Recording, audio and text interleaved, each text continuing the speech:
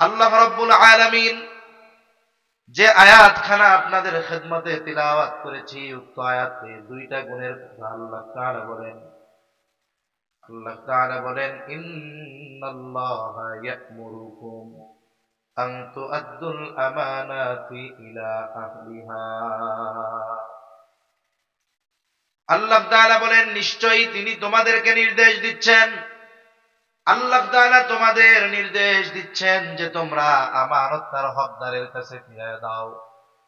আমি আগেই বলেছি আয়াতের শানে নুজুল এবং অন্যান্য বিষয়গুলো আমি করব না, শুধুমাত্র আমার উদ্দেশ্য যেটা সেইটুকু অংশই বলবো। মুফাসসিরিনে কেরাম বলেন এখানে আমানত তার হকদারের কাছে ফিরাইয়া দাও এর দ্বারা উদ্দেশ্য হলো যে তোমরা আমানতদার হও। 2 নাম্বার আল্লাহ তাআলা বলেন ওয়াইদা হাকামতুম বাইনান নাস আন তাহকুমু বিল আদল, তোমরা যখন মানুষের মধ্যে বিচার আচার করবা, ন্যায় বিচার করবা। 1 নাম্বার আমানতদারিতার গুণ আল্লাহ তাআলা অর্জন করার কথা বলেছেন। আমানতদারিতা এটা হলো মুমিনের ভূষণ। বলে একটা মানুষ নিজেকে ইমানদার দাবি করবে, তার মধ্যে আমানতদারিতা থাকবে না, এটা হতে পারে না। কারণ আমানতদারিতা এটা মুমিনের ঈমানের অবিচ্ছেদ্য অংশ। আর যার মধ্যে আমানতদারিতা নাই, খেয়ানতের স্বভাব, বলে এই খেয়ানতের স্বভাবটা হলো মুনাফিকের আলামত। ইমানদারের মধ্যে কখনো মুনাফিকের আলামত পাওয়া যাবে না। মুনাফিকের আলামত গুলো আমাদের যদিও জানা আছে, আবার একটু আলোচনা করি। মুনাফিকের আলামত কি? নবীজি 1 নম্বরে বলেন ইদা হাদাসা কাযাবা, মুনাফিক যখন কথা বলে মিথ্যা কথা বলে। ইদা ওয়াদা আখলাফা, ওয়াদা করলে ওয়াদা খেলাফ করে। ইদা তুমিনা খানা, আমানতের খেয়ানত করে। আর এক হাদিসের মধ্যে আরেকটা বাড়ায় এসেছে ওয়াইদা তাখাসামা ফাজারা, মুনাফিকের সাথে যখন কারো ঝগড়া হয় ও তখন অশ্লীল মন্দ বকাঝকা করে। এই যে 4টা বিষয় আলামত মুনাফিকের, আমি তো আমাদের সমাজে নামাজি এর মধ্যেও এই 4টা আলামত পাইছি। আপনাদের সমাজে আছে? আরে হাজী সাহেব মসজিদের সভাপতি, ওর মধ্যেও মুনাফিকের এই 4 আলামত ভরা আছে, আছে না নাই? এগুলো যদি কারো মধ্যে থাকে বাহির করতে হবে। আরে ক্যান্সার নামক এক জীবাণু আছে, রোগ, বলে এইটা মানুষের জীবন ধ্বংসের কারণ হয়ে দাঁড়াতে পারে। আর এই মুনাফিকের আলামত এমন এক জীবাণু, এটা জীবন ধ্বংস না করবে ঠিক, কিন্তু এটা মানুষের ঈমানকে ধ্বংস করে দিতে পারে, ঠিক কিনা বলে? এজন্য আমানতের খেয়ানত করা এটা মুনাফিকের আলামত। আমানতের হেফাজত করা এটা মুমিনের ভূষণ। এজন্য আমরা আমানতদার হব। আমাদের নবীও ছিলেন আমানতদার। নবীজি নবুয়তির বহু বহু আগে কাফেররা আমার আপনার নবীজির উপাধি দিয়েছিল আল আমিন। কাফেররা আমার আপনার নবীজির উপাধি দিয়েছিল as-সাদিক, আমানতদার, সত্যবাদী। নবীজি সাল্লাল্লাহু আলাইহি ওয়াসাল্লামের আমানতদারিতা কেমন ছিল, কেমন আমানতদার আমার আপনার নবী ছিলেন। তিনি শুধু মুমিনদের আমানতের হেফাজত করতেন এমনটা নয়, বরং তিনি কাফেরদের আমানতের হেফাজত করতেন। নবীজি যখন আবু তালেব চাচা মারা গেল, নবীজির সহধর্মিনী খাদিজাতুল কুবরাও দুনিয়া থেকে চলে গেল। কাফেররা এবার চিন্তা করে এতকাল আবু তালেব আমাদের সামনে বাধা ছিল, এখন আর আবু তালেব দুনিয়ায় নাই, মুহাম্মাদকে এখন আমরা যা খুশি করতে পারবো। ইতিমধ্যে কাফেররাও বুঝতে পারলো হয়তো অচিরেই মুহাম্মদ মক্কা ছেড়ে কোথাও চলে যাবে। আল্লাহ তাআলাও আমার আপনার নবীকে জানায়া দিলেন পয়গম্বর, অচিরেই হয়তো আপনার হিজরতের সফর শুরু হবে। তারিখটা জানান নাই, আল্লাহ জানায়া দিলেন আপনি প্রস্তুত থাকেন, যে কোনো মুহূর্তে আপনার হিজরতের নির্দেশ হবে। নবীজি হিজরতের জন্য প্রস্তুত, কিন্তু সময় আল্লাহ জানান নাই। ইতিমধ্যে কাফেররাও চিন্তা করলো মুহাম্মদকে আর ছেড়ে দেওয়া যাবে না, কি করা যায়? হত্যা করতে হবে। বলে এক ব্যক্তিকে দিয়ে যদি হত্যা করাই, ওই ব্যক্তি যেই গোত্রের লোক অন্যান্য গোত্ররা তাকে দোষারোপ করবে, কি করা যায়? বলে এই হত্যাকাণ্ডে একজন নয়, প্রত্যেক গোত্র থেকে এক একজন সদস্য দেওয়া হবে, সকলে সম্মিলিতভাবে মুহাম্মদকে হত্যা করবে। এই সিদ্ধান্ত তারা উপনীত হলো। বলে আজ রাতেই এই কাজটা করা হবে। ওরা সিদ্ধান্ত নিয়েছে রাতের বেলায় নবীজিকে হত্যা করবে। আর আল্লাহ তাআলা জানায় দেন, পয়গম্বর আজকে রাত্রেই আপনার মদিনার সফর শুরু হয়ে যাবে। রাতের বেলায় নবীজি ঘরে অবস্থান করতেছেন, বের হয়ে যাবেন। চতুর্দিকে ঘরের চারদিকে সশস্ত্র কাফেররা ঘিরে রাখছে। আমার আপনার নবীর ঘর এইরকম ইট দেওয়া বিল্ডিং ঘর ছিল না। নবীজিও জানতে পারছে ঘরের চারদিকে কাফেররা ঘিরে রাখছে, ঘরের মধ্যে নবী কি করে? বলে হযরত আলী রাদিয়াল্লাহু তাআলা আনহুকে ঘরে রেখে গেছে। আল্লাহ তাআলা বের করে দিলেন নবীকে, কাফেরদের সামনে দিয়া বের হয়ে গেল, তারা দেখতে পায় না। এখন হযরত আলীকে ঘরে রেখে গেছে, কারণ কি? বলে কাফেররা যদিও নবীর বিরোধিতা করত, নবীর সাথে শত্রুতা করত ঠিক, কিন্তু তাদের দৃঢ় বিশ্বাস ছিল আমরা মুহাম্মাদের যতই বিরোধিতা করি না কেন, মুহাম্মাদের কাছে যদি আমরা আমাদের সম্পদ আমানত রাখি, এই বিরোধিতার কারণে সে কখনো আমাদের আমানতের খেয়ানত করবে না। কাফেরদের বিশ্বাস এরকম ছিল যে তারা তাদের সবচাইতে দামি সম্পদ নিজের কাছে রাখা যতটা নিরাপদ মনে করত, তার চাইতে বেশি নিরাপদ নবীজির কাছে রাখাটারে তারা মনে করত। এজন্য দামি দামি বস্তুগুলো তারা নবীর কাছে হেফাজতের জন্য রাখত। নবী যখন হিজরত করবেন তখনও নবীর কাছে কাফেরদের আমানত, সবার আমানতের বস্তু সবার কাছে ফেরত দেওয়ার মতো সুযোগ হয় নাই, সময় পাওয়া যায় নাই।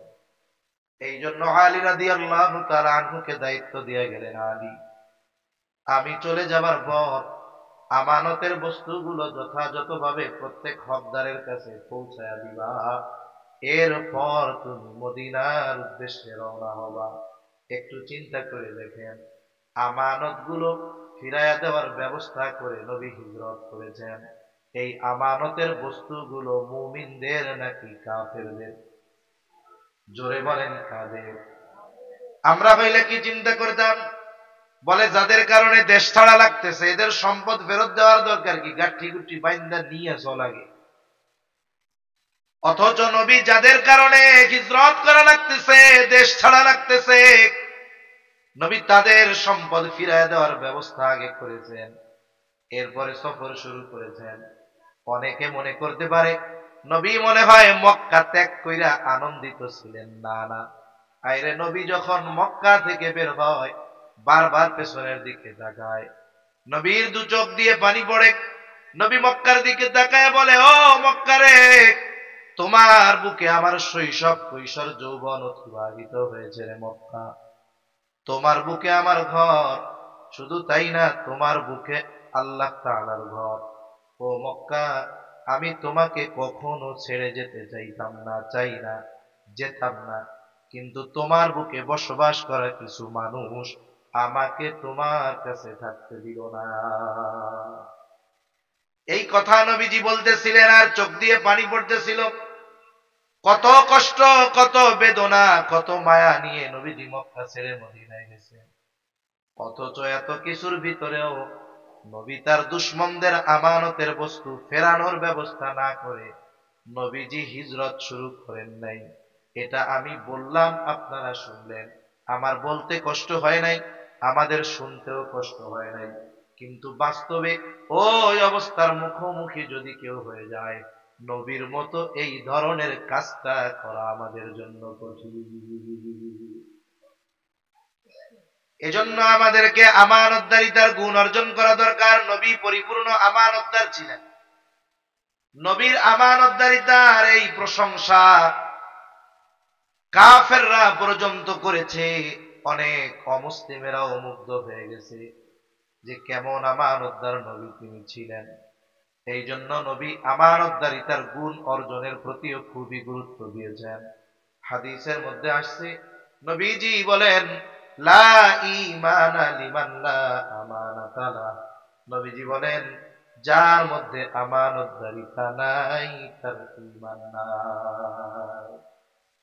এজন্য আমাদেরকে আমানতদারিতার গুণে গুণান্বিত হতে হবে। আমার কাছে যদি কেউ আমানত রাখে অথবা কারো আমানত যদি থাকে, অবশ্যই এটার হেফাজত করে যথাসময়ে প্রকৃত মালিককে তার হক বুঝাইয়া দিতে হবে। এজন্য কেউ যদি কোনো সম্পদ আমার আপনার কাছে আমানত রাখে, যদি বলে এটা আমানত, হুবহু বস্তু যেটা দিবে ওটাকেই সংরক্ষণ করতে হবে। 500 টাকার ছেঁড়া নোট দিয়া যদি কয় আমানত, আপনি যদি চিন্তা করেন 500 টাকা দিয়া বাজার করি, পরে ওরে নতুন 500 টাকার নোট একটা দিয়া দিমু, হবে না। বলে যেটা ছিঁড়া দিছে এটাকেই সংরক্ষণ করতে হবে এবং হুবহু এটাই তার মালিককে ফেরত দিতে হবে। তাহলে নবীজির গুণগুলার মধ্যে অন্যতম গুণ হলো, আমার আপনার নবী ছিলেন আমানতদার নবী। তিনি কাফেরের আমানতের হেফাজত করতেন। আমরাও আমানতদার হব, আমরাও আমাদের আমানতদারিতার গুণ অর্জন করব, আমানতের হেফাজত করব। শত্রুরও যদি কোনো আমানত আমার আপনার কাছে থাকে, অবশ্যই অবশ্যই ওই বিষয়ের খেয়ানত করব না। বলেন আল্লাহ তৌফিক দিক, আমিন। 2 নম্বর গুণের কথা আল্লাহ তাআলা বলেন, ওয়া ইযা হাকামতুম বাইনান নাসি আন তাহকুমু বিল আদল। তোমরা যখন মানুষের মধ্যে বিচার আচার করবা, ন্যায় বিচার করবা। এখন বলতে পারেন, হুজুর ন্যায় বিচার এটা তো যারা বিচারক তারা করবে, কোর্টের বিচারকরা করবে, সুপ্রিম কোর্টের বিচারকরা করবে। আসল বিষয় হলো, মানুষ জীবনের কোনো না কোনো সময় জীবনের যেটা সময় সে বিচারকের ভূমিকা পালন করে। কি অসুবিধা? আপনারা বসেন, ওইদিকে কি হইতেছে আবার, বসেন। তাহলে মানুষ জীবনের কোনো না কোনো সময় সে বিচারকের ভূমিকা পালন করে। অনেক সময় 2 সন্তানের মধ্যে দ্বন্দ্ব, বাবাকে বিচারক হিসাবে রাখা হয়। কিন্তু আফসোস, অনেক সময় দেখা যায় কি, বাবা বিচার করতে গিয়ে সন্তানদের মধ্যেও পক্ষপাতিত্ব করে। আছে না নাই? 2 মুমিনের মধ্যে দ্বন্দ্ব লাগছে, আর একজনকে বিচারক মানা হইল। মনে করেন 2 জনের মধ্যে দ্বন্দ্ব, বলে হুজুর আপনি আমাদের দ্বন্দ্বটা নিরসন করে দেন। এই যে আমি হয়ে গেলাম বিচারক। এই জন্য মানুষকে জীবনের কোনো না কোনো সময় বিচারকের ভূমিকায় দাঁড়াতে হয়। অনেক সময় গ্রাম অঞ্চলেও বিচার হয়, পারিবারিক ভাবে বিচার হয়। যেখানেই যিনি ফয়সালাকারী হবেন তিনি বিচারক। উনি যদি এই বিচারের ক্ষেত্রে স্বচ্ছতা না রাখেন, পক্ষপাতিত্ব যদি করেন, তাহলে তিনিও এক ধরনের অন্যায় করবেন এবং তিনি ন্যায়পরায়ণতার বহির্ভূত কর্ম করবেন। এই জন্য উচিত আমাদের ন্যায় বিচার করা। সাথে সাথে যদি কেউ ন্যায় বিচার করে, আমার বিপক্ষে যদি রায় যায়, ন্যায় বিচার মেনে নেওয়া। আমাদের সমাজের অভ্যাস হইল, একদল চাটুকারিতা করতে গিয়ে ন্যায় বিচার করে না, আর একদল ন্যায় বিচার করলে রায় বিপক্ষে গেলে মেনে নেয় না। ক্ষমতা থাকলে তো মানতেই চায় না। সম্ভবত অ্যারিস্টটল উনি বলেছেন যে, যেই সমাজে আইনের সুষ্ঠু প্রয়োগ না হয়, অপরাধীর পরিপূর্ণ অপরাধের শাস্তি না হয়, ওই সমাজ থেকে কখনো অপরাধ দূর হয় না। মূল কথা হলো, যেই সমাজে ন্যায় বিচার নাই, ওই সমাজ থেকে অবিচার কখনো দূর হয় না। কথা বুঝতে পারছেন তো? মনে করেন একজন অন্যায় করছে, মার্ডার করছে, খুন করছে। এখন খুন কইরা 3 মাস পরে ও জামিনে ঘুরে বেড়ায়। আর একজন ইসলামের পক্ষে বইলা 6 বছর বিনা কারণে জেল কাটতেছে। এখন মানুষ কি করবে? যারা একটু অন্যরকম চিন্তা করবে, দূর ইসলামের পক্ষে কইয়া 6 বছর জেল কাটা লাগে, মার্ডার করলে 3 মাসে ছুটে চলে আসা যায়, তাইলে ইসলামের পক্ষে না কইয়া মার্ডার করাই ভালো। কথা বুঝেন নাই? এই যে হত্যা, খুন, রাহাজানি, ধর্ষণ কেন বাড়ে? আপনি আজ পর্যন্ত দেখাতে পারবেন না যে কোন খুনির বিচার যথাদ্রুত সম্ভব যথাযথভাবে হয়। আপনি দেখাইতে পারবেন না। দ্রুত বিচার হইব কাকে কয়? মোল্লাকে ধরতে পারলে দ্রুত বিচার হয়। কিন্তু 7 মার্ডারের বিচার স্পষ্ট প্রমাণাদি থাকার পরেও শুনছেন নি একটারও ফাঁসি দিছে? এখনো দেয় নাই। এই যে বিশ্বজিৎরে মারলো, একটা দুইটা মিডিয়া না, বিশ্বজিৎরে হত্যা করছে, এর অনেক ভিডিও ফুটেজ মিডিয়ার কাছে সুস্পষ্ট ভাবে আছে। যারা হত্যা করেছে তার চেহারা সুস্পষ্ট, যারা হত্যা করেছে তাদের চেহারা সুস্পষ্ট, কিন্তু এখনো তাদের শাস্তি দেওয়া হয় নাই। কবে দিবে না দিবে তার ঠিকও নেই। তাহলে যেই সমাজে ন্যায় বিচার নাই, ওই সমাজে অপরাধ কমে না, বরং সময়ের সাথে সাথে অপরাধ বাড়ে। সিসি ক্যামেরা দিয়ে অপরাধ কমানো যায় না, পুলিশ বাহিনীতে সদস্য বাড়ায়া অপরাধ কমানো যায় না। এই জন্য অপরাধ কমানোর জন্য ন্যায় বিচার দরকার। ন্যায় বিচার, বিচারকদের সর্বোচ্চ পাওয়ার দেওয়া দরকার। বলে একটা সময় ছিল শাসক যারা তারাও কারণে বিচারকের মুখাপেক্ষী হওয়া লাগতো, কিন্তু আমাদের দেশে আমরা দেখেছি অতীতে যারা শাসক, বিচারক যদি কোনো রায় দেয়, শাসকদের বিপক্ষে গেলে বিচারকের জান বাঁচানোই কঠিন হয়ে যায়। কিন্তু দেখেন ওই সোনালী যুগের মানুষগুলো, এদের ন্যায় বিচার মেনে নেওয়ারও টেন্ডেন্সি ছিল, বিচার করারও টেন্ডেন্সি ছিল। একজন বিচার করার সময় দেখতো না যে আমি যদি সঠিক রায় দেই কার বিপক্ষে যাবে, ওইটা দেখার টাইম নেই। অমুসলিম হোক আর মুসলিম হোক, বিচারক রায় দিতেন স্বচ্ছতার সাথে। এজন্য দেখা যাইত অনেক সময় রাষ্ট্রপ্রধানের বিপক্ষে রায় চলে যেত, কিন্তু রাষ্ট্রপ্রধান হেডাম দেখাইতেন না, যারে আমি রাষ্ট্রপ্রধান আমার বিপক্ষে রায় দিলাম, আমি প্রধানমন্ত্রী আমার বিপক্ষে রায় দিলাম, এটা তারা করতো না।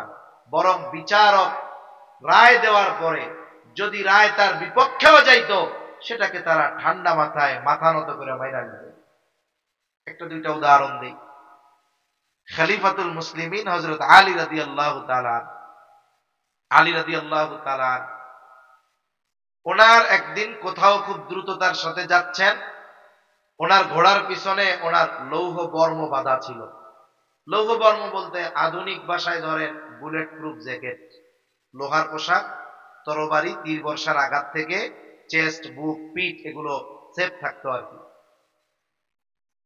এইবার ওই লৌহ বর্ম পড়ে গিয়েছে, উনি টের পান নাই। এটা আবার দেখতে পাইছে একজন ইহুদি। খলিফা যখন চলে গেছে, ওই বর্মটা সে তুলে এনে ঘরের মধ্যে রেখে দিয়েছে। কিছুদিন পর সুন্দর করে ওইটারে পরিষ্কার পরিচ্ছন্ন করে বাজারে বিক্রয় করার জন্য আনছে। আমাদের দেশে অনেক সময় দেখবেন মসজিদে গেলে জুতা চুরি হয়, জুতা চুরি। আবার যেই এলাকায় জুতা চুরি হয়েছে দেখবেন আশেপাশে চুরাই জুতা বেচার মার্কেট আছে। অনেক জায়গায় দামি দামি জুতা বিক্রয় হয়, বস্তায় আইনা বসে, মোমবাতিটা জ্বালায় দেয়। আমরা অনেকে গিয়া খুঁজা খুঁজা কম দামে ভালো জুতা কিনি, ঠিক না? অনেকে আবার কয় কোত্থেকে কিনতে, যে রাস্তার পাশে বিক্রয় হয় টানা মাল। মনে রাখবেন, যদি কোনো জায়গায় চোরাই মাল বিক্রি হয়, আপনি সুনিশ্চিত যে এ মালগুলো চোরাই, তাইলে এই ধরনের মাল কেনা জায়েজ নেই। আপনি যদি কেনেন তাইলে আপনি চোরের সহযোগী, কারণ আপনি কেনার মাধ্যমে চোরকে পুনরায় চুরি করতে কেমন যেন নীরব ভাষায় উৎসাহ প্রদান করলেন যে দোস্ত তুই চুরি কর, কেনার জন্য আমরা আছি। কথা বোঝা গেছে? এজন্য আপনারা শহরে বসবাস করেন, আপনাদের সবার কম বেশি জানা থাকে যে কোন জায়গায় চোরাই মাল পাওয়া যায়। ওইখান থেকে যদি কেনা হয় তাহলে ঠিক হবে না, এটা গুনাহ হবে। এইবার ওই লৌহ বর্ম সুন্দর মতো রং টং করে একটু পরিষ্কার পরিচ্ছন্ন করে বাজারে বিক্রয় করার জন্য নিয়ে আসছে। হযরত আলী রাদিয়াল্লাহু তাআলা আনহু বাজারে আসতেন, খলিফাতুল মুসলিমিন। বাজারে আইসা উনি ওনার লৌহ বর্ম দেখাই চিনে ফেলছে। যদিও একটু পরিষ্কার পরিচ্ছন্ন করেছে, কিন্তু নিজের জিনিস তিনি চিনে ফেলেছেন। ইহুদিরে গিয়া ধরছে, ইহুদি এই লৌহ বর্ম আমার, তুমি চুরি করেছো। ইহুদি বলে এটা হলো আমার। আলী রাদিয়াল্লাহু তাআলা আনহু বলে আমার। দুইজনের মধ্যে কথা কাটাকাটি চলতেছে, কিন্তু দেখেন আলী রাদিয়াল্লাহু তাআলা আনহুর এই পাওয়ার নাই যে খলিফাতুল মুসলিমিন হওয়ার কারণে নিজের মালটা জোর করে ইহুদির কাছ থেকে কেড়ে নিয়ে যাবে। এ পাওয়ার ওনার নাই। এবার দুইজনে মিলা চলে গেছে কাজীর কাছে, বিচারকের কাছে। চিন্তা করছেন, খলিফা বলতেছে এটা আমার, ও কয় আমার। খলিফার তো পাওয়ার আছে, যাই বেটা এটা আমার, পিটানি দিয়া কয়টা নিয়ে নিবে, কিন্তু এ সুযোগ নাই, তারা করে নাই। চলে গেছে কাজীর কাছে। বিচারককে বলে সুরাই। খলিফাতুল মুসলিমিনকে দেখে সুরাই দাঁড়ায় গেছে। খলিফাতুল মুসলিমিন বলে সুরাই, তোমার কাছে একটা বিচারের জন্য আসছি। কি বিচার? এই যে বলে ইহুদির কাছে যে লৌহ বর্ম দেখতেছো, এই লৌহ বর্মটা হলো আমার, এটা ইহুদি চুরি করেছে। আর ইহুদি বলে এটা হলো আমার। মাল আছে ইহুদির হাতে, দাবি করতেছে খলিফাতুল মুসলিমিন।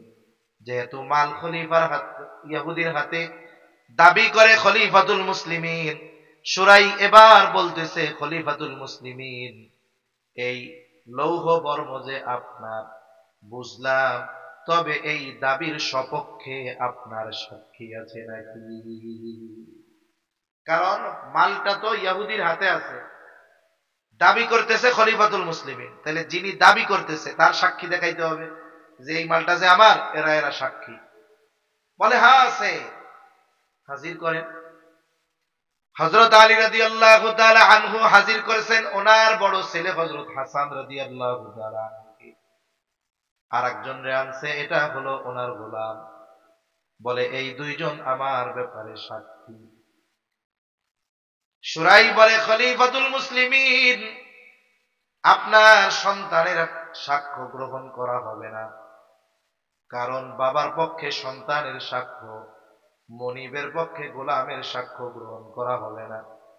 এইবার আলী রাদিয়াল্লাহু তাআলা আনহু হাসান রাদিয়াল্লাহু তাআলা আনহুর ফজিলত বর্ণনা করে। কারণ নবী বলেছে আল হাসান ওয়াল হুসাইন সাইয়্যিদা শাবাবি আহলুল জান্নাহ। বলে হাসান হুসাইন রাদিয়াল্লাহু তাআলা আনহু জান্নাতি যুবকদের সর্দার, নবী কইছে। কিন্তু সুরাই তার আইনের উপরে অটল, নীতির উপরে অটল। বলে আমি তাদের ফজিলতের কথা জানি, কিন্তু বিচারের ক্ষেত্রে আপনার সন্তানের আপনার পক্ষে সাক্ষ্য গ্রহণ করা হবে না। অন্য সাক্ষী আছে? আলী রাদিয়াল্লাহু তাআলা আনহু আয়েশা দিয়া কয় নাই। রায় চলে গেছে ইহুদির পক্ষে। কার পক্ষে গেছে? ইহুদি লৌহ বর্ম নিয়ে হাঁটা শুরু করছে। এবার আলী রাদিয়াল্লাহু তাআলা আন সুরাইয়ের সাথে অন্য আর একটা বিষয় কথা বলতেছে। এমন না যে মিয়া আমার পোলা মিথ্যা সাক্ষ্য দিত, মালটা আমি মিথ্যা কথা কইছি, আমি জান্নাতের সুসংবাদ প্রাপ্ত 10 জনের একজন, নবীজির জামাতা আবার চাচাতো ভাই, আমি মিথ্যা কথা কই, তুমি মিয়া রায় আমার বিপক্ষে দিলা। এই সব কিছু বলতেছে না, অন্য বিষয়ে আলোচনা করতেছে। কিন্তু ইহুদি চিন্তা করে, হায় রে, ক্ষমতা থাকার পরেও আমার কাছ থেকে কায়দা নেয় নাই, বিচারক রায় দিছে, খলিফার বিপক্ষে গেছে। হ্যাঁ, ইসলাম কত সুন্দর। এই চিন্তা কইরা ইহুদি আবার ফিরে আসছে। বলে কি কিছু বলবা? ইহুদি এইবার বলে, সুরাই, সত্য কথা হলো এই লৌহ বর্মটা আমার নয়, এটা খলিফাতুল মুসলিমিনের। বলে উনি একদিন তাড়াহুড়ো করে কোথাও জনে যাচ্ছিলেন, পেছন থেকে পড়ে গেছে, উনি টের পায় নাই। আমি ওইটাকে কুড়ায়া বাড়িতে নিয়ে রাইখা কয়েকদিন পরে পরিষ্কার করে আজকে বাজারে বিক্রয় করার জন্য আসছিলাম। এই কথা বলে সে লৌহ বর্ম আলী রাদিয়াল্লাহু তাআলা আনহুকে ফেরত দিয়া দেয়। আর এই ন্যায় বিচারের উপমা দেখে ইহুদি কালিমা পড়ে সাথে সাথে মুসলমান হয়ে যায়। বলেন তো এই ন্যায় বিচার আছে এই দেশে? পৃথিবীর কোথাও নাই। যদি ন্যায় বিচার থাকতো তাহলে নির্বিচারে ফিলিস্তিনে অর্ধ লক্ষর বেশি নিরস্ত্র নিরহ মুসলমানদের জীবন দিতে হতো না। ঠিক কিনা বলেন? বাস্তবিক কথা এটা। যদি ন্যায় বিচার থাকতো, ইনসাফ থাকতো, আজকে টঙ্গী কি হয়েছে কোন কি কাজটা তারা করছে? উলামায়ে কেরাম হয়তো কিছু সময় একটু গরম কথা বলে, কিন্তু কখনো তাদের উপরে হাত তুলে নাই। 18 সালের 1 ডিসেম্বর এই টঙ্গীর ময়দানে নিরস্ত্র নিরহ মানুষদের উপরে আক্রমণ করে, হায়রে হত্যা করে, লাশ তুরাগ নদীর মধ্যে তারা ফালায় দিয়েছে। এই অবিচার, এই অন্যায় করার পরেও একটা সময় উলামায়ে কেরাম তাদেরকে মাফ করে দিছে, তাদের সাথে মিলেমিশে কাজ করতেছে। কিন্তু কি এদের ষড়যন্ত্র অব্যাহত। এই যে 5 নভেম্বর উলামায়ে কেরামের আহ্বানে উলামা তলাবা সাধারণ জনতা সরওয়ার্দী উদ্যানে একত্রিত হয়েছে। ওখান থেকে উলামায়ে কেরামের সুস্পষ্ট বার্তা ছিল যে এইবারের 2 পর্বের ইজতেমা শুরাই নিজামে, আন্তর্জাতিকভাবে শুরাই নিজামে যেই তাবলীগের কাজ চলে উলামায়ে কেরামের তত্ত্বাবধানে, শুরাই নিজামের তত্ত্বাবধানে অনুষ্ঠিত হবে। এই ব্যাপারে দৃঢ় চূড়ান্ত সিদ্ধান্ত ছিল। কিন্তু রাষ্ট্রপক্ষ, প্রশাসন, উপদেষ্টারা, সাথে সাথে বৈষম্য বিরোধী ছাত্র আন্দোলনের নেতারা যখন উলামায়ে কেরামের সাথে একটু যোগাযোগ করলো যে দেখেন দেশের পরিস্থিতি নাজুক, আপনারা হকের উপরে, এরপরেও আগের মতো একটু আপনারা চলেন। দেখেন অনেকে মনে করে উলামায়ে কেরাম উগ্র। না, উলামায়ে কেরাম প্রশাসনের প্রতি সম্মান দেখিয়ে, সরকারের প্রতি সম্মান দেখিয়ে, রাষ্ট্রের বৃহৎ স্বার্থের কথা চিন্তা করে, জনমানুষের কথা চিন্তা করে তারা বলছে ঠিক আছে, অতীতে যেভাবে চলে আসতেছে আবার চলবে। প্রথম পর্বে আমরা করব, আমরা মাঠটাট প্রস্তুত করে করব, এরপরের পর্বে ওনরা করবে।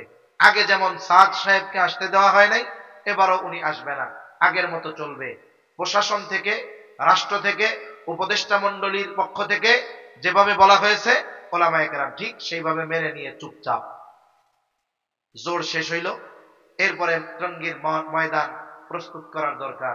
এ তো একদিনের মাহফিল না যে সুন্দর মতো একটা প্যান্ডেল করে ফেলানো গেল। এটা বৃহৎ এক আয়োজন।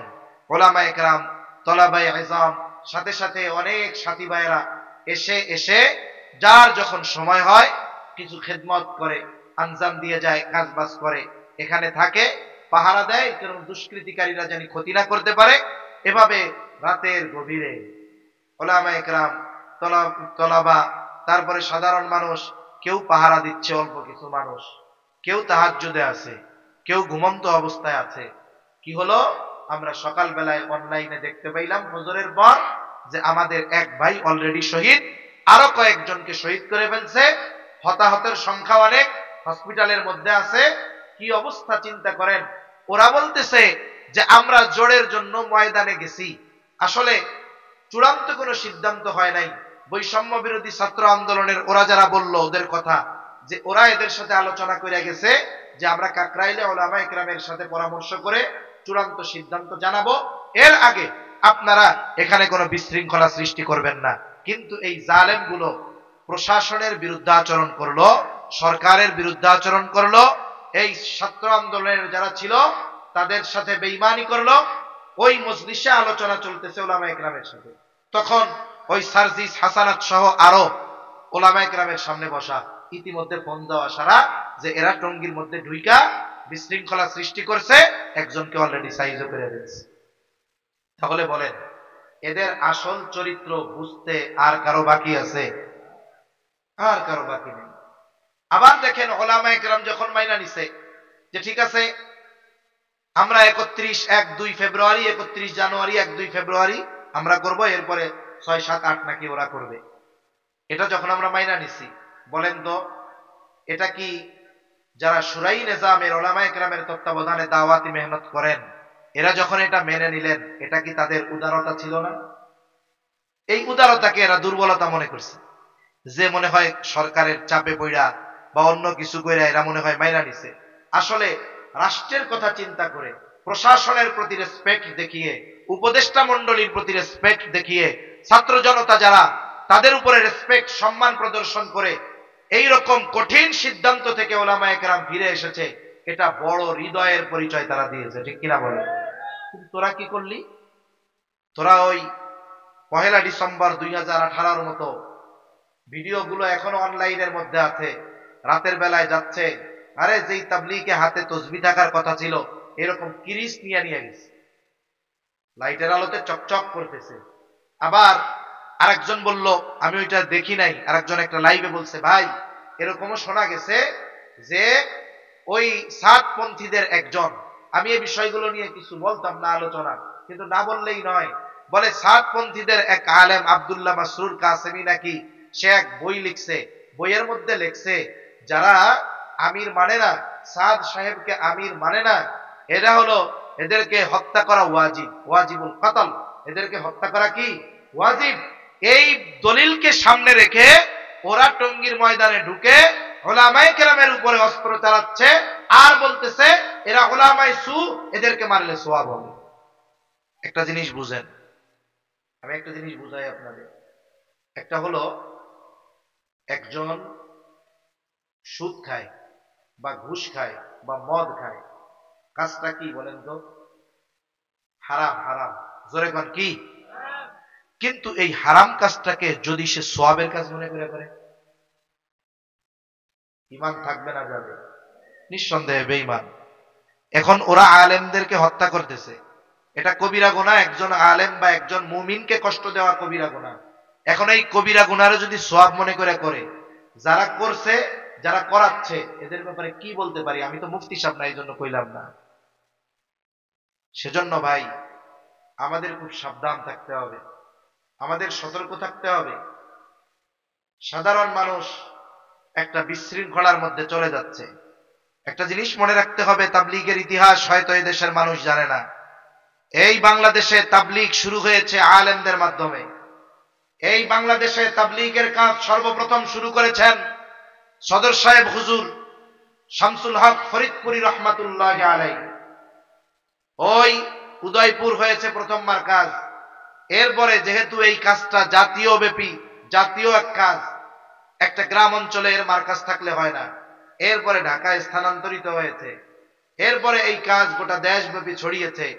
আসল বিষয় হলো, একজনের বক্তব্যে দেখলাম, বলে দেখেন আমরা যারা আছি সদস্য সাথী, এগুলো কিন্তু চোর ডাকাত হত্যাকারী ছিল, আমরা কিন্তু প্রয়োজনে আবার আগের চরিত্রে ফিরে যাব। এই কথা যারা বলতে পারে, তার মানে বোঝা গেল এই মেহনতের দ্বারা এদের মূল পরিবর্তন হয় নাই। কথা বুঝেন নাই? একটা কথা আছে না, কয়লা ধুইলে ময়লা যায় না। কয়লা ধুইলে কি যায় না? ময়লা যায় না। চকচক করলে সোনা হয় না। এদের অবস্থা হলো এই। মূল হলো এরা এদের উপরের লেবাস পরিবর্তন করতে পারছে, কিন্তু চরিত্রের পরিশুদ্ধতা অর্জন করতে পারে নাই। এজন্যই এদের পরিস্থিতি এইরকম। তো সম্মানিত উপস্থিতি, যে কথার থেকে গেলাম আর কি, যে দেখেন ন্যায় বিচার মেনে নেওয়ার ইচ্ছা আমাদের নাই, করার ইচ্ছাও আমাদের নাই। এজন্যই আজকে এই অবস্থা। ওই যে যদি 1 ডিসেম্বর 2018 অপরাধের বাস্তবিক শাস্তি এরা পাইত, এদের মধ্যে ভয় হইতো, চিন্তা হইতো। এজন্য সর্বশেষ 3 জন না 4 জন শহীদ হওয়ার খবর আমরা শুনলাম, আরো কতজন আহত। কত বড় দুঃসাহস চিন্তা করেন। এরা নিজ হাতে হত্যা কইরা ঢাকা মেডিকেলে গিয়ে ওই লাশ ছিনিয়ে নিয়ে নিজেদের কাছে নিয়ে এরা উলামায়ে কেরামের উপরে দোষ চাপানোর চেষ্টা করতেছিল যে ওনারা আমাদের সাথীকে হত্যা করছে। আমি আসার সময় ভিডিও দেখতেছি, একজন ওই যার লাশ কাইডা নিতে গেছে, তার একটা ছেলে সেনাবাহিনীতে চাকরি করে। উলামায়ে কেরামের সাথে পরামর্শ হচ্ছে জানাজার ব্যাপারে। ছেলেটা কান্না করতেছে, বলতেছে যে ওই সেনাবাহিনী ছেলে, ও যদি সেনাবাহিনীর সদস্য না হইতো তাইলে ওরা লাশ কাইডা নিয়ে উলামায়ে কেরামের উপরে দোষ চাপানোর চেষ্টা করত। হত্যা করার পরেও কত বড় স্পর্ধা যে এই মানুষগুলো যাদের হত্যা করছে তাদের লাশ আবার কেড়ে নিয়ে উলামায়ে কেরামের উপরে দোষ চাপানোর জন্য চেষ্টা করছে। আপনি চিন্তা করছেন, এ কসুর তাবলীগের দরকার নাই, এ সাতার তাবলীগের দরকার নাই। এদেরকে অচিরেই এদের অপরাধের একেবারে সর্বোচ্চ শাস্তি যদি না দেওয়া হয়, এদেশের মুসলিম জনতার সাথে বেঈমানি করা হবে, ঠিক কিনা বলেন? মনে রাখতে হবে দ্বীনি কাজ, দাওয়াতি কাজ, এটার পরিচালনা উলামায়ে কেরাম করবেন। যদি এদেশে তাবলীগের কাজ চালাতে হয়, সোজা কথা, উলামায়ে কেরামের তত্ত্বাবধানে চলবে। আপনারা বলতে পারেন, হুজুর আপনারা তো এত আগে এটার সাথে ইনভলভ ছিলেন না, এখন এত জড়ায় কড়ায় ধরছেন কেন?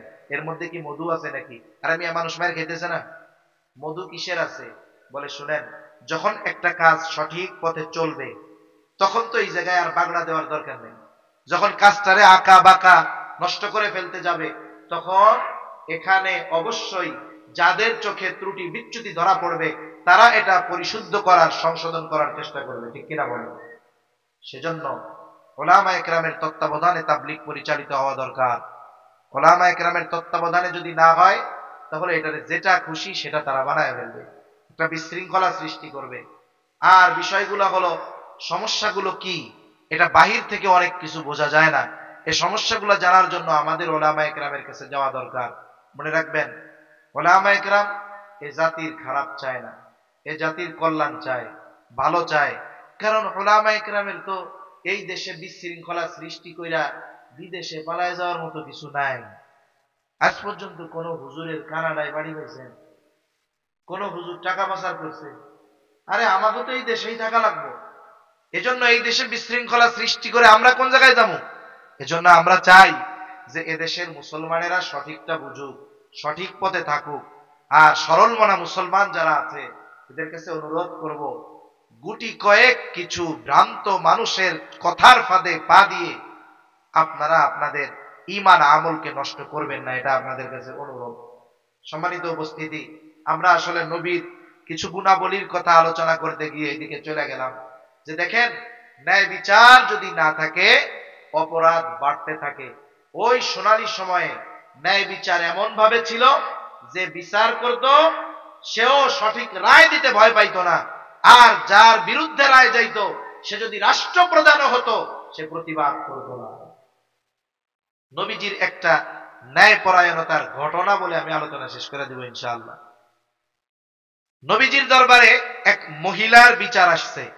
মহিলা চুরি করছে, চোরের হাত কাটা হবে। চুরি করছে, চোরের হাত কাটা হবে। চোর হইল মহিলা, আবার চোর হলো কুরাইশ বংশের। যদিও কুরাইশ বংশের, তার গোত্র হলো মাখজুম গোত্র।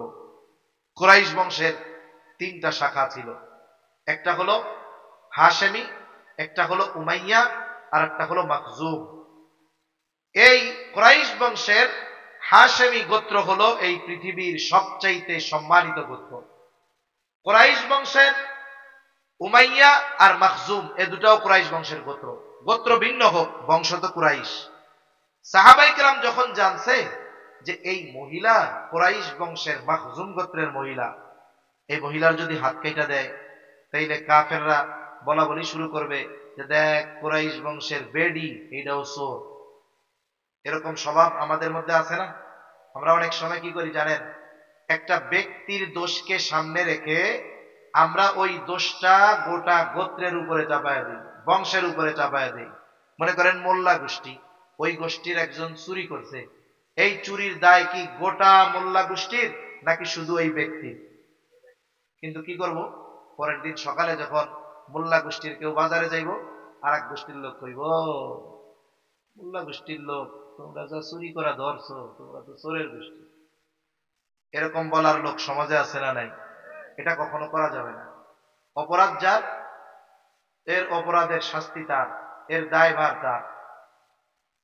সাহাবায়ে কেরাম নবীর বংশকেও ভালোবাসে, এই জন্য চিন্তা করলেন যে এই মহিলার যদি হাত কাটা হয় তাহলে কাফেররা বলবে দেখ কুরাইশ বংশের মহিলা চোর। এই কথাটাও সাহাবায়ে কেরামের ভালো লাগবে না। তারা চিন্তা করলো কি করা যায়, নবীর কাছে সুপারিশ করা দরকার, কিন্তু কেমনে করব? হয়তো নবী জানেন না এই মহিলা কুরাইশ বংশের। যায়েদ রাদিয়াল্লাহু তাআলা আনহুর সন্তান ওসামা ছোট মানুষ, ওকে শিখায় দেওয়া হলো যাও তোমার নানার কাছে গিয়ে বলো নানা যেই মহিলা চুরি করেছে শাস্তি দেওয়া হবে, সে হলো কুরাইশ বংশের মহিলা। ছোট মানুষ যা শিখায় দিছে যায়েদ তাই কইছে। নবীজি বুঝতে পেরেছেন এই কথা ওসামা নিজের থেকে বলে নাই, নিশ্চয়ই তাকে কেউ কথাটা শিখায়া দিছে।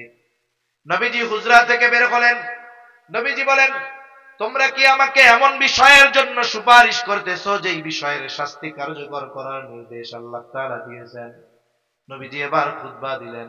নবীজি বলেন, তোমাদের পূর্বে অনেক সম্প্রদায়কে এই কারণে ধ্বংস করে দেওয়া হয়েছে যে তাদের মধ্যে যখন কোনো সম্ভ্রান্ত ব্যক্তিকে চুরির অপরাধে আটক করা হতো, তাকে ছেড়ে দেওয়া হইতো। এই যে দেখেন না, 50,000 কোটি টাকা ব্যাংক ঋণ, বরে ওরে আটক করছে দরবেশ বাবা। আবার কত জালেম প্রকাশ্যে ছাত্র জনতাকে গুলি করার অর্ডার দিয়েছে, তাদেরকেও আটক করা হয়েছে, কিন্তু হাতে হাত করা নাই, পায়ের মধ্যে বেড়ি নাই, বরং মনে হয় জামাই বাড়ি থেকে ঘুরে ফিরে আসতেছে, গায়ে সুতি জামা, মার দেওয়া, আয়রন করা। এদেরকে হাত করা, পায়ে বেড়ি কেন দেওয়া হয় না? বলে সম্ভ্রান্ত লোক। ঠিক কিনা বলেন? কিন্তু দেখেন, এর চাইতে ছোট অপরাধ অথবা নিরপরাধ ব্যক্তিদেরকে যখন আটক করা হলো, উলামায়ে কেরামকে আটক করা হলো কেন? বলে ইসলামের পক্ষে, দেশের পক্ষে কথা বলার কারণে। জেলখানা থেকে যখন আদালতে নেওয়া হয়, একেবারে 3 স্তরের সিকিউরিটি, সাথে হেলমেট পরায় দেওয়া হয়, বুলেট প্রুফ জ্যাকেট লাগায় দেওয়া হয়, পায়ের মধ্যে বেড়ি, হাতের মধ্যে হাত করা, কেমন ভাবে নেওয়া হয়েছে। অথচ দেখেন, এই অপরাধের পরেও তাদেরকে জামাই আদর করা হইতেছে। আবার অপরাধ করে নাই, তাদেরকে কঠিন শাস্তি দেওয়া হচ্ছে। এটা কিন্তু উম্মতের জন্য ভালো না। নবীজি সেই কথাই বলেন, ওই অপরাধে যখন কাউকে আটক করা হয়, সম্ভ্রান্ত ব্যক্তি, তাকে ছেড়ে দেওয়া হলো। আবার যখন একই অপরাধে কোনো দুর্বলকে আটক করা হয়, তার উপরে শাস্তি কার্যকর করা হয়। নবীজি বলেন, এই কারণে অতীতের বহুত সম্প্রদায়কে আল্লাহ তাআলা ধ্বংস করে দিয়েছে। নবী এবার বলেন, আল্লাহর শপথ, মুহাম্মাদের কন্যা ফাতেমাও যদি চুরি করত, খাতুনে জান্নাত ফাতেমা মুহাম্মাদের কন্যা, সেও যদি চুরি করত, নবীজি বলেন লাকাতাতু ইয়াদাহা, আমি ফাতেমার হাতটাও কাইটা দিতাম। তার মানে চুরি করেছে আমারও কন্যা, সে খাতুনে জান্নাত হয় হোক। অপরাধের শাস্তির কাছে কোনো টাল বাহানা চলবে না, স্বজন প্রীতি চলবে না। অপরাধ যদি আমার কন্যাও করে, তাকেও শাস্তি দেওয়া হবে। নবীজি এই ন্যায় বিচারের উপমা আমাদের শিখায় গিয়েছেন, কিন্তু আফসোস, আজকে এই জাতি, শুধু জাতি বললে ভুল হবে, গোটা দুনিয়া আমানতদারিতা বঞ্চিত, ন্যায় বিচার বঞ্চিত। ঠিক কিনা বলে? এই দুইটা গুণ আমরা নিজেরা আগে অর্জন করব। আমরা যদি চিন্তা করি আমাদের শাসকরা আমানতদার হোক, ন্যায় বিচারক হোক, এরপরে আমরাও আমানতদার হব, হবে না। কারণ আমরা যেমন শাসক চাই, আমাদের চরিত্রকে আগে তেমন বানাতে হবে। আমাদের চারিত্রিক পরিবর্তন নাই। আমরা চাই যে ওমরের মতো একজন শাসক হোক। ওমরের মতো শাসক চাইলে আবু হুরায়রার মতো প্রজা হওয়া লাগবে। ঠিক কিনা বলেন? নবীজির আরেকটা গুণ বলতে চাইছিলাম, সময় শেষ হয়ে গেছে, 2-3 মিনিটের মধ্যে বইলা দেই। আরেকটা গুণ হলো সত্যবাদিতার গুণ। কিসের গুণ? আমার আপনার নবী জীবনে কোনোদিন মিথ্যা কথা কয় নাই, গোটা হায়াতে একটা মিথ্যা কথাও বলেন নাই। কাফেররা পর্যন্ত আমার আপনার নবীর এই সত্যবাদিতার সাক্ষ্য দিছে। নবীজি যখন 43 বছর বয়স, নবুয়তের 3 বছর পর, সাফা পাহাড়ের উপরে উঠা মক্কাবাসীরে ডাক দিয়া দ্বীনের দাওয়াত দিবেন, নবীজি তখন তাদের বলতেছে, আমি যদি তোমাদের এই খবর দেই, এই পাহাড়ের পেছন দিকে একদল সশস্ত্র সৈন্য তোমাদের উপরে আক্রমণ করার জন্য প্রস্তুতি নিচ্ছে, আকুনতুম মুসাদ্দিকিয়া, তোমরা কি আমার এই কথা বিশ্বাস করবা নাকি? নবীজি তাদের প্রশ্ন করলেন। সকলে সমস্বরে জবাব দিল, কেন নয় মুহাম্মদ, ইতিপূর্বে তুমি আমাদের সাথে সত্য কথাই বলেছ, ইতিপূর্বে তোমাকে আমরা সব সময় সত্যবাদী পেয়েছি, আমাদের সাথে কখনো তুমি মিথ্যা কথা বলো নাই। তার মানে নবীজির ওই 43 বছরের সময় কাফেররা সাক্ষ্য দিয়েছে যে গোটা 43 বছরে আমার আপনার নবী একটা মিথ্যা কথাও বলে না। এরপরে তো বলেনই নাই, এরপরে তো নবীজির সত্যবাদিতার সাক্ষ্য স্বয়ং আল্লাহ তাআলা দিয়েছেন। সুবহানাল্লাহ বলেন। নবীর গুণগুলোর অন্যতম গুণ সত্যবাদিতার গুণ। এজন্য আমাদেরও উচিত সত্যবাদিতার গুণ অর্জন করা। কিন্তু আমাদের অভ্যাস হইল দিনে 2, 4, 10টা 50টা মিথ্যা কথা না কইলে আমাকে পেটের ব্যথা জমে না। ঠিক কিনা বলেন? অনেক সময় সত্য বলার সুযোগ থাকার পরেও মিথ্যা কথা কয়, মানে পার্ট অফ লাইফ হয়ে গেছে। মিথ্যা আমাদের জীবনের একটা অবিচ্ছেদ্য অংশের মতো হয়ে গেছে। অথচ দেখেন এই মিথ্যাকে নবীজি সব গুনাহের মা বলছে। একজন আসছে নবীজির কাছে, বলে আমি কোনো গুনাহ ছাড়তে পারবো না, মদ খামু, অন্যান্য পাপ আছে যা করবো সব করবো, কিন্তু সব গুনাহ আমার দ্বারা ছাড়া সম্ভব না, আমি একটা গুনাহ ছাড়তে পারবো। নবীজি বলেছে তাহলে তোমার এক কাম, তুমি মিথ্যা কথা ছাড়ো। ও চিন্তা করছে একটা ছাড়া কোনো ব্যাপার। এখন মনে করেন ও আসছে কিছুদিন পর, এখন ওরা জিজ্ঞাসা করতেছে কও এই সপ্তাহে কি কি পাপ করছো কও। ও তো কইছে যে মিথ্যা কথা বলবো না। আর যদি মিথ্যা কথা বলে নবীর কাছে ধরা পড়ে যাবে না? তাহলে চিন্তা করেন, এখন ও চিন্তা করে বাপ রে বাপ, এখন এই এক গুনাহ ছাড়তে গিয়ে দেখি আমার সব গুনার অবস্থা খারাপ। তাহলে মিথ্যাকে বলা হয়েছে সব গুনাহের মা। এজন্য আমরা মিথ্যা পরিহার করব, সত্যকে ধারণ করব, ন্যায় পরায়ণতাকে ধারণ করব, আমানতদারিতাকে ধারণ করব। এই 3টা গুণ আমরা অর্জনের চেষ্টা করব, বলেন ইনশাআল্লাহ। আমাদের জীবন চলে যায় যাক, আমরা মিথ্যা কথা বলবো না। কি বলবো না বলেন? সত্য কথা বলবো। কারণ সত্যবাদিতা এটা মুমিনের ভূষণ। সত্যবাদিতার গুণ এটা বড় বড় গুণগুলোর মধ্যে অন্যতম। 2 নাম্বার আমানতদারিতার গুণ অর্জন করব। 3 নাম্বার ন্যায়পরায়ণ হব, নিজে অবিচার করব না। যদি কোনো সময় বিচারের সুযোগ আছে ইনসাফের সাথে বিচার করব। আমার কাছে যদি কোনো শত্রুও ন্যায় বিচারের জন্য আসে, সে আমার শত্রু হওয়ার কারণে তার উপরে অবিচার করব না। আমরা যদি আমাদের চরিত্রকে পরিবর্তন করতে পারি তাহলে দেখবেন আমার পরিবার পরিবর্তন হবে, সমাজ পরিবর্তন হবে, এলাকা পরিবর্তন হবে ইনশাআল্লাহ। আল্লাহ তাআলা যদি চায় গোটা রাষ্ট্র তখন পরিবর্তন হয়ে যাবে ইনশাআল্লাহ। আল্লাহ সুবহানাহু ওয়া তাআলা আমাদের সকলকে এই গুরুত্বপূর্ণ 3টা গুণ অর্জন করার তৌফিক দান করেন। সকলে বলি আমিন। ওয়া আখিরু দাওয়ানা আলহামদুলিল্লাহি রাব্বিল আলামিন। আসসালামু আলাইকুম ওয়া রাহমাতুল্লাহি ওয়া বারাকাতুহু।